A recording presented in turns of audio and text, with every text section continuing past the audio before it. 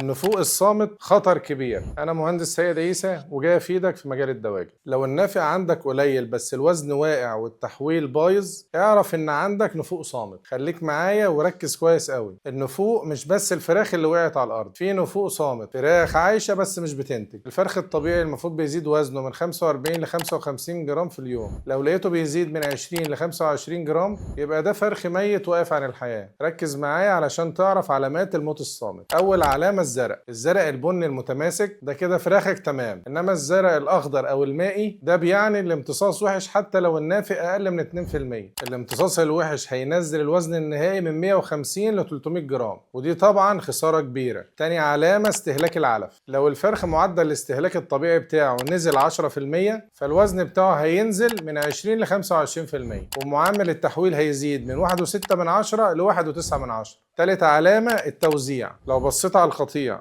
ولقيت فروق في الوزن أكتر من 10%، يبقى في مرض شغال بس مش باين. الحل السريع: راقب الزرع يوميا، اوزن عينة كل 3 أيام، ادي القطيع مية نظيفة واغسل خطوط الشرب. اتدخل بدري مش لما النافق يعلى. النفوق الصامت أخطر من النفوق الظاهر. اللي فاهم أرقام ما يستناش لما القطيع يقف. استنوني في حلقة جديدة من سلسلة صناعة الدواجن. تابعني عشان تتعلم أكتر وتعرف خبايا وأسرار الصناعة.